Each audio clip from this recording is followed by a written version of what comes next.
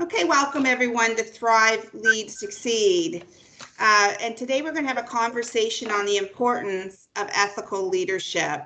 I'm your host, Sandi Hokansson, Executive Coach and CEO of Sound Leadership. And I have with me today Mr. David Alexander, President of Soliant and Accounting Principles. I'm really interested in this conversation that's coming up today because this is a bit of a toughie for us to talk about. Ethics are very personal in nature, and most of us have this kind of down by the time we enter the business world, or if we don't. And David and I were talking about this when we were discussing this topic. So it'll be really interesting to talk a little bit more about the importance of it and how we guide ourselves as leaders as we continue to build our leadership practice. So I'm very pleased to introduce David to you now. And I've known David for approximately 10 years. David and I had the pleasure of being peers together on the North American President's Council.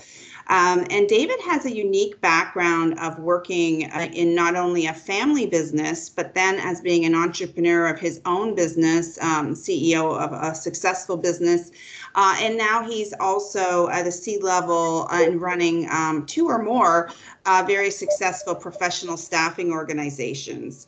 It's funny, when I thought of this topic, I just couldn't think of anyone better than David to have this conversation with.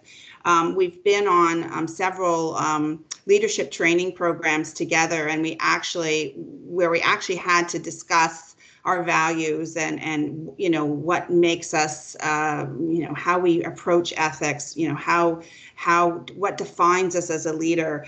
So I feel very comfortable with David, but also confident that there couldn't be anyone better to discuss this topic with me today. He's just one of the classiest, nicest men I know. And I'm thrilled to have him with us today. So welcome, David. Thank you, Sandy. I appreciate the kind words.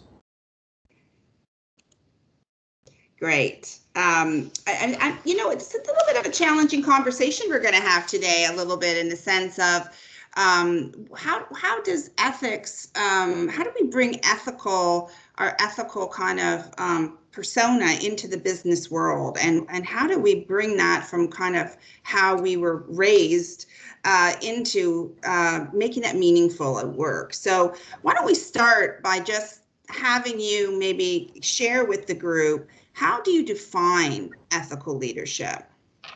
Well, I think that ethics is one of those things that I think it fits in the definition or the category of, it might be hard to define, but I know it when I see it, and I know it when I don't see it.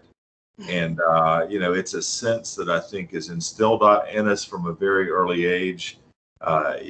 Sandy, I think back to, I guess, me as a 20-year-old sitting in a classroom in a legal studies class. I think it was Legal Studies 301.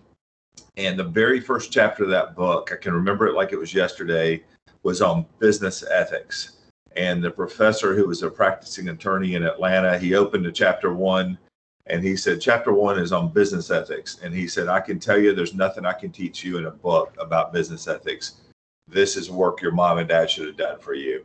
And he said, let's turn to chapter 2.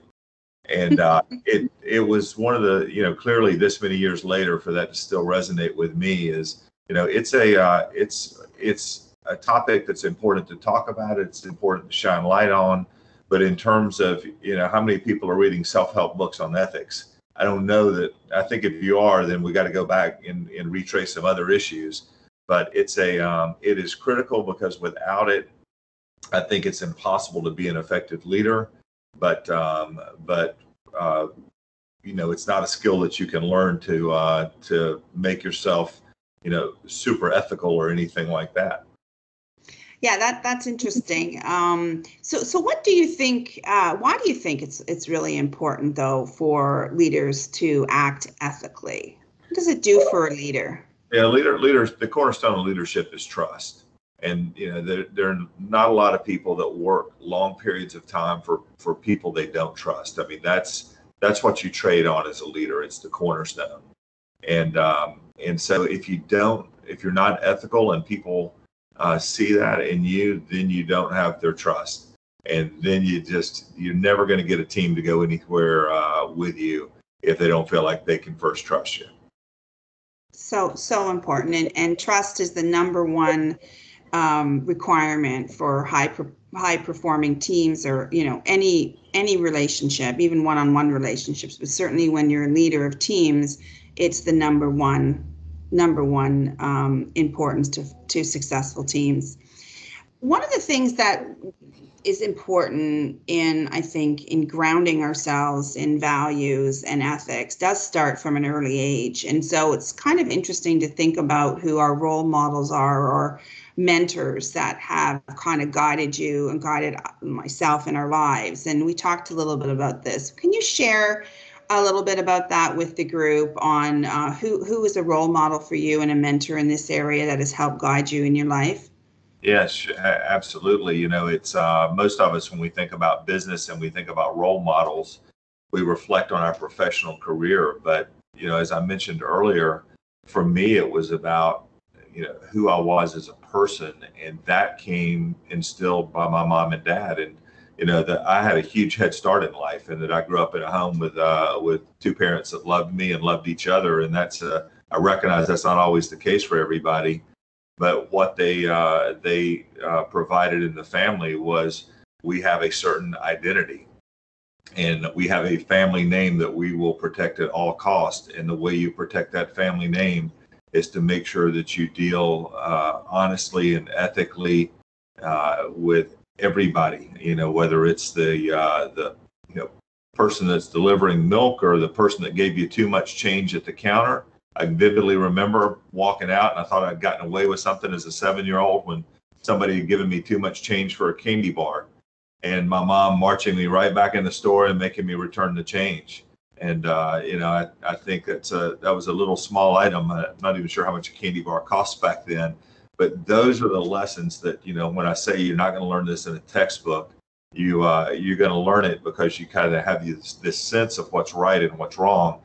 And then it's not about knowing, it's about the discipline to continue to maintain it, because that's really where ethical behavior and ethical leadership comes in. It's regardless of the circumstance, I know who I am. I know the importance of my name, and there's no such thing as being occasionally unethical or a little unethical. You either are or you aren't. And there are times where you're going to be tested as to your character. And those are the times that you just have to, kind of put your boots on, hike your britches up, and show what you're made of. Mm-hmm, mm-hmm. It's interesting to hear you talk about your mom that way. For me, it was my dad. Both my parents as well were our role models, continue to be role models for me. But I remember once, there was so many examples for me as well. But once when I was young, we were traveling across the country. We were in Vancouver, and the friends we were there to visit had given us passes to get into, I think it was the aquarium or something in Vancouver.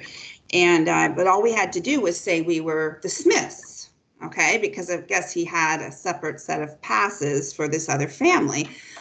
So my dad's standing there, and this is the family. The family's in one line, we're in one line, and he's looking at the tickets. He's looking at my mom, and he's and he just returned the tickets and said, "You know what? It's okay. We got this." And had to kind of return those tickets in front of everybody and say he wasn't going to pretend he was the Smith. But as a kid, I just remember thinking, "Oh, that's interesting," and that stayed with me. So as you say, there are these moments, right, that you remember, and moments where you're tested, in a public way, right? And you have to decide what you're going to do. And sometimes it's very small. It's a very small thing, right? It's small, but it's remarkable. Both the stories that we're telling are from impressions that are made on us in our childhood. And I think that as leaders, you'll be surprised what the cues that people will pick up that work around you, that see how you handle a certain situation. I had a peer of mine who I think you would know, Sandy, say one time, he said, "If I want to know if I can trust somebody or not, I'll look at their expense report." And it hit me, and I thought, those are the little corners that you find that people cut, places like that you think my boss may never be looking, or someone that is in our org may never be working. or looking rather, but everything is in the plus or minus column in terms of your character and your ethics. Yes, yes, so true, so true. So let's think about this. We both feel it comes from kind of how we're raised and experiences we have and who is our role model. But what kind of results does it get in business? So if we're saying trust is really important and ethics are important. Do you think it results in greater loyalty? We talked about deeper trust, so obviously, but higher performance, greater loyalty from employees? Yeah, I think not only loyalty, Sandy, but I think when, what you ask people to do in business sometimes is to jump off of a cliff and jump in behind you on something that maybe they're unsure of. And you've got to have 100% trust to get people to take chances alongside you. And again, it's not just greater loyalty. People, again, they quit bosses they don't trust. That's kind of core. That's given. But also, when you ask people to take some chances, that this feeds into that idea of trust and honesty and everything that is compiled into the idea of ethics. It's got so many ramifications. I can't imagine leading any group of people or any business or even your family if you did not have trust first present in the relationship. Mm-hmm. Mm-hmm. Yeah, agreed. So important. And you were talking about getting people to take risks and jump off a cliff and take chances. And it's so important that they know you've got their back. And it's so important that trust is there for them to move forward and enable them to take that leap of faith. When we're thinking about in today's environment, how many times do we have to count on those people on our teams that are really, really loyal and committed and are willing to just drop everything and go and do what we need done. And that's a two-way street, right? That means that we have to be there for them as well and have their back, and never let them down, right? I give a speech on the first day. Hopefully I have an opportunity to sit with every training class that comes into the organization on their first day. It doesn't always work out like that from a scheduling standpoint, but just 2 Mondays ago, we had 32 new colleagues start in the office that I work in. And I went down the hall to address them, 8:30 in the morning, their first day of employment. And I tell them, I'm going to tell you 3 things that I think are important for your career. And then I'm going to tell you the most important thing that I will tell you over the course of your career. You'll never hear me say anything more important. And the 3 things that I tell them, just as an aside, is that I need you to be dependable, I need you to be engaged, and I need you to be curious. And the good news is those don't take any talent. We unpack what it means to be dependable, engaged, and curious. But then the most important thing I tell them is that my door's open, and that all we have is our character, and it's how we treat other people, and that the minute somebody here asks them to do anything that they would scratch their head on, have a question mark about, a pit in their stomach, I want them to come down the hall, walk in my office, and tell me about that. And that's our contract with each other. And I tell them I expect them to uphold those same values. And then I also close by saying I've made that offer for 27 straight years now and have not had anybody walk in my doors yet. But I'm confident there will be a first time. And when you talk about ethical leadership, what you have to do is you have to not only live it, but you have to tell people that in your organization, this is how we operate, and operating in any other way won't be tolerated. And you have to take that firm a stand in order to get the entire organization pulling along in the same way that you think about ethics. It's so important that you have to give voice to this, right? I mean, you have to make sure people understand what the rules of engagement are. And sometimes as leaders, and a lot of times even in my coaching practice, we talk about what are the rules? How do you treat each other? What are the standards that you're going to have in your organization, and what do you stand for? And can you call them out readily? Like, do people understand what those are? Because it's not okay to kind of make assumptions, right? So that's great that you shared that with us of what that kind of agreement is, and more than an agreement, commitment to how you're going to treat people. So that kind of brings me to, and you said no one has walked through the door yet. So one of the questions that I have, which is kind of an interesting one, is, were you ever personally put in a situation where you were asked to break the company code of conduct? I am really fortunate. I have not. We discussed this a little bit earlier, and I thought, let me think of an example of a time where I thought somebody really wanted me to do something that was under the table or whatever the case. But Sandy, I think that happens. I think most of us can say, that's not been forced on us. One, because of the choices that we make in terms of where we work, and two, that you don't advertise yourself as someone that would be willing to do that. And it's not to say that if somebody approaches you and asks you to falsify a contract or sign something you shouldn't sign or make a statement that's not true. I guess everybody has had that happen in some circle of their life. But if you find it happening to yourself often, you might ask fewer questions about your boss and more questions about, does it look like you're the kind of person that would be open to something like that? And I never wanted to put off any air that looked like I was the kind of person that would take some shortcuts along those lines. Yeah. And it goes back to being a role model, right? And we have to remember, as leaders, we're always on, we're always being observed and watched. And so if people do see you take a shortcut, and let's say it's something simple as the expense account, then you're saying that that's okay. And you're saying that that's okay. You're giving them that example that they can do that as well. And you raise a really good point that, you need to look in the mirror if you're in a situation where that's coming to you a lot. And why is because you have a harder time staying the course and when you have a test. I think I shared with you once when we had our chat together and we were talking about this, that I was in one of the companies I was with once. We went to do a sales presentation, and it was one of those situations where the competitors were in front of you and behind you.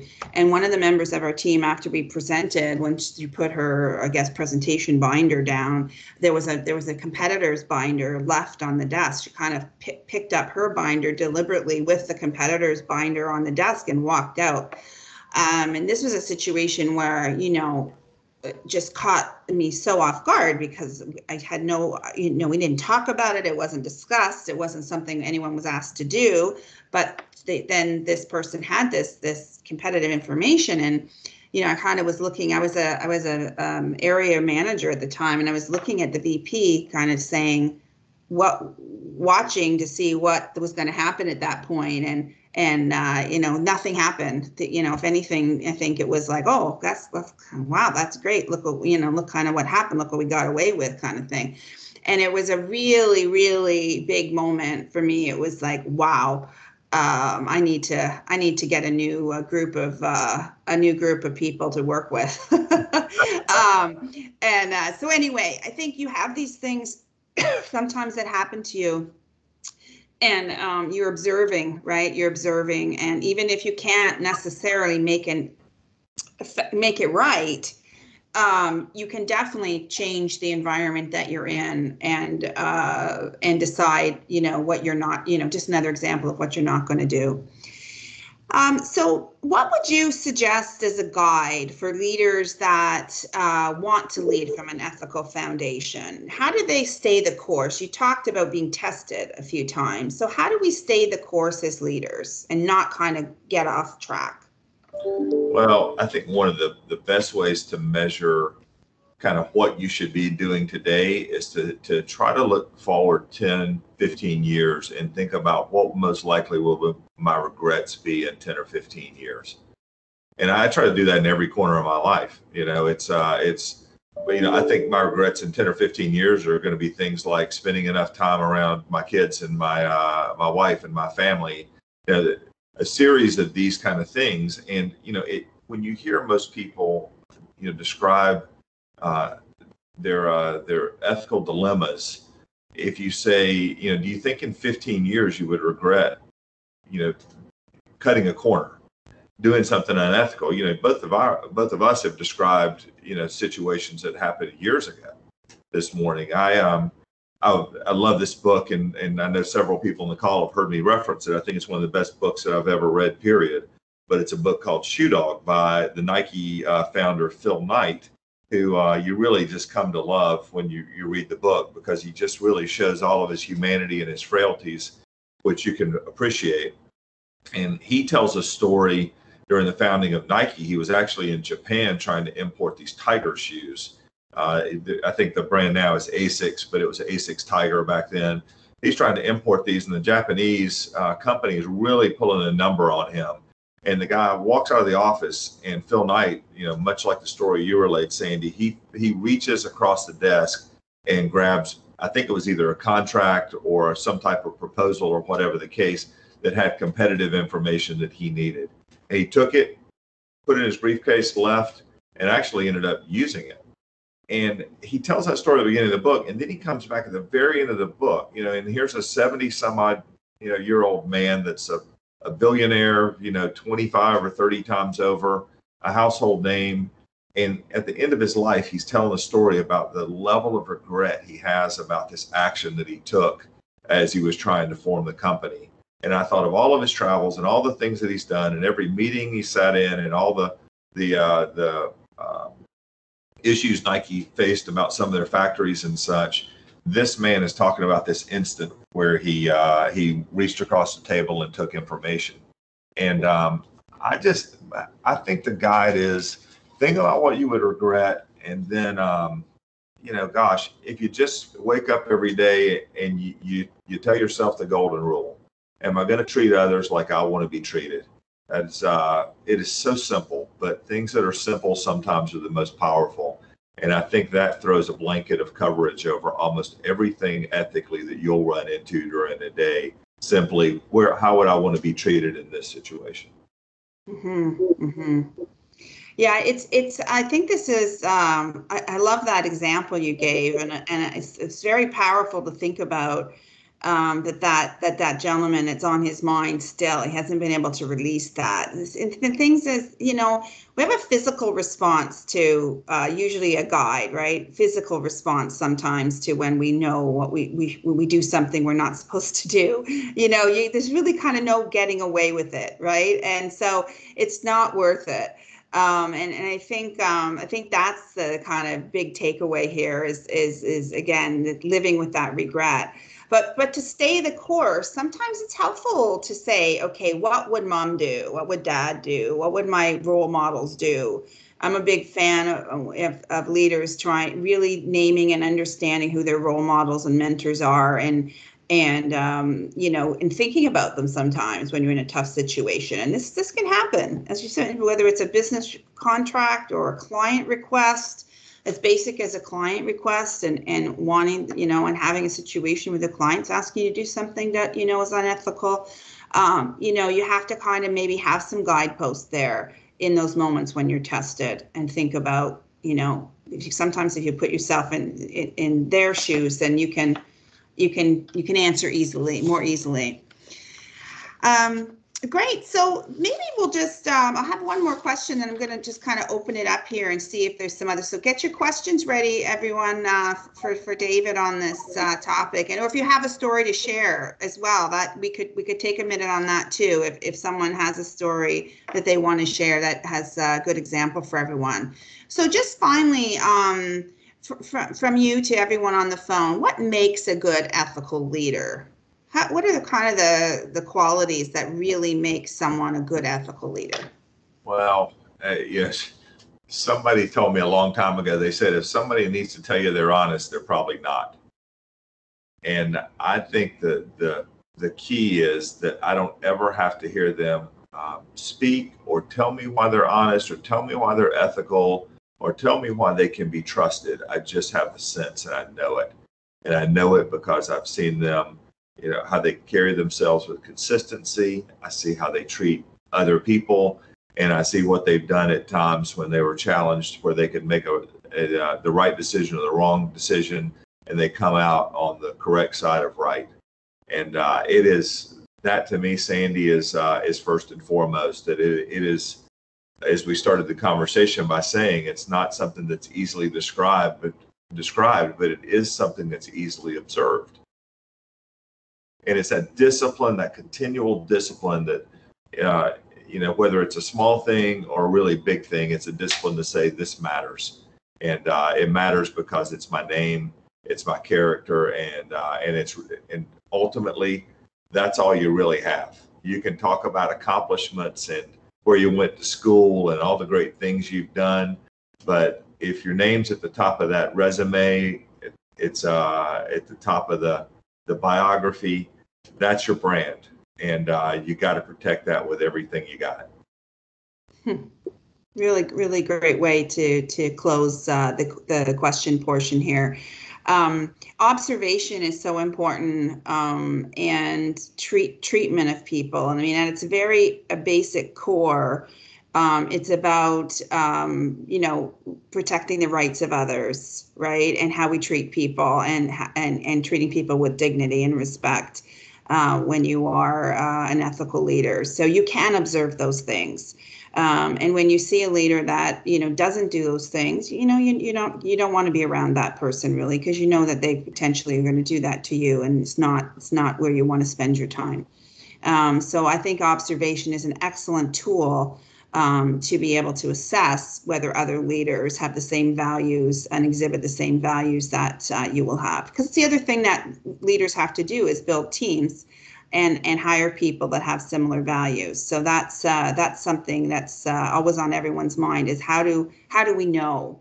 And through observation is one of the ways, for sure. Well, and one more point, Sandy, before we move off of it, is Sure. You talk about building teams. This concept of what you are willing to trade to harbor unethical behavior on your team. And in the business I work in, and that you've worked in the past, it's easy to overlook people sometimes that are selling a lot when you think, are they cutting corners? But gosh, I hate to go call them on it because they're selling so much. Maybe I can just turn my head or ignore it. And that's telling you something about yourself, and it's telling your team something about the standards that you have in terms of, as long as somebody sells a lot, then the rules don't apply to them. And the toughest calls are to make calls on people that are producing at high levels in your organization, but they don't carry the same standards and values. And you can check yourself real quickly on what you're willing to do about that, and what you're willing to trade for your culture and for those standards. So true, and so powerful, and so hard to do sometimes, especially when leaders are under pressure to deliver the numbers and meet the budget, and there's so much pressure, right, on results, that sometimes that can get you a little tested too. But people are watching on those types of calls, and it really affects culture if certain people are given a pass. So again, culture, we didn't really talk too much about culture, but this feeds culture so much on the treatment and fairness. So thank you so much for bringing that up. That's really, really good point. Okay, everyone, let's see who else would like to ask. Who would like to ask David a question now? We kind of open this up a little bit. Would someone out there, and you just unmute yourself and go ahead.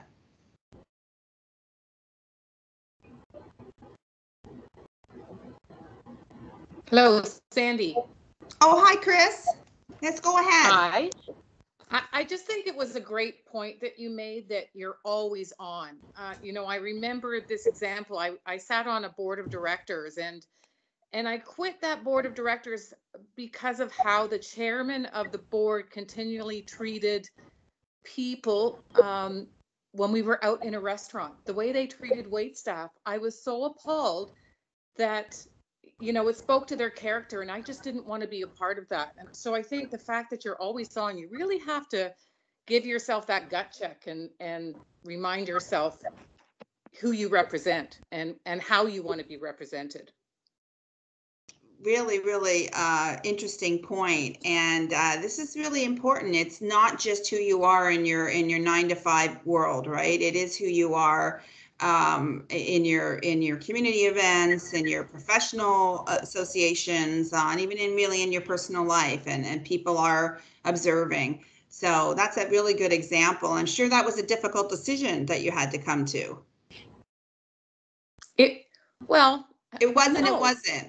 It wasn't. It was an easy decision because I didn't want to be associated with that kind of behavior. And ironically enough, I got asked to teach an ethics class after that. And and I just thought, I don't know how I can do it. So exactly, Mr. Alexander, your point. How do you teach ethics? You either have it or you don't. Yeah, Chris, I don't think a lot of people like that answer, but yeah, and your observation is exactly right. You do. I read a quote one time from Dwight Eisenhower who said the measure of someone's character is how they treat their enemies and those that can do nothing for them. And I'll tell you, that runs through my head often when at whatever level that you're working with, whether it's a board or it's a person driving your cab. How is your character displayed to everybody? So thanks for sharing that.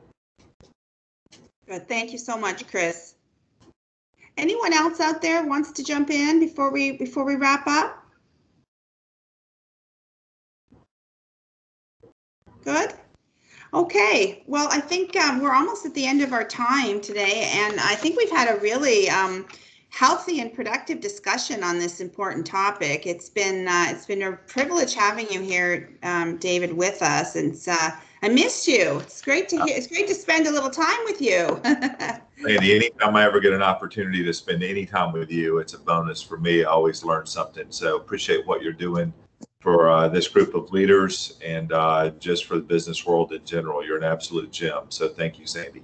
Oh, thank you so much, David. And as we wrap up, I just wanted to leave you with a couple slides here that we put together for you just to keep on this. So we've got a little definition here of ethical leadership for you. So leadership that's directed by respect for ethical beliefs and values and for the dignity and rights of others. There's so many different definitions. I just liked that piece, particularly around the dignity and rights of others. And then some times we might think about, okay, how do I keep myself again on track, as we talked about? So it helps if you define and align your values. So if you really do know what your own values are and what's important to you, then that's important so you can hire people and look for similar values as you're building your team. Again, we talked about leading by example, respecting all stakeholders. And Chris is a great example of the vendor situation or a server afterwards, that, how you treat people at all levels at all times is really important. And beware of your own bias. We all have bias that we bring to the table, and that can affect, either if we hold ourselves and others to the same standards. Really know your role models and remember the lessons that they taught you. And of course, make sure we're squeaky clean with the code of conduct ourselves. So some reflection for you as we leave you today. So how are you promoting ethical leadership in your organization? How do you create an ethical framework, encourage open communication? Where do people go if they do have a question on it? And is there that code of conduct so they can really clearly understand what the lines are? And even compassion. Remember, this is a respect piece, ethics, and how we're respecting others, and how do you show compassion for people? Again, we talked about the same standards. So just have a look at these questions here and take a chance to personally reflect on this important topic as you keep building your practice, your leadership practice. Our next webinar together, our next Thrive, Lead, Succeed webinar is going to be on servant leadership. And we've got another fabulous guest, Jennifer Paler from IBM, who is the leadership development and coaching leader for enterprise with IBM. And she's also been a recipient of the Thinkers 50 Award. So you won't want to miss that. Now, I've just been realized that this date is the day before Thanksgiving. So we are looking at some other dates that might be better because we know so many people need to travel and get to where they need to be. So just stay tuned to keep a lookout for what the final date is. But please don't miss Jennifer. She's going to be great to hear on this topic. So thanks, everyone. Thanks again to David Alexander for being with us. And he's so busy to taking your time, David. Appreciate it. And I hope this conversation has helped guide you a little bit on staying the course, everybody. So take care. Have a great week. Thank you. Thank you, Bye. Sandy.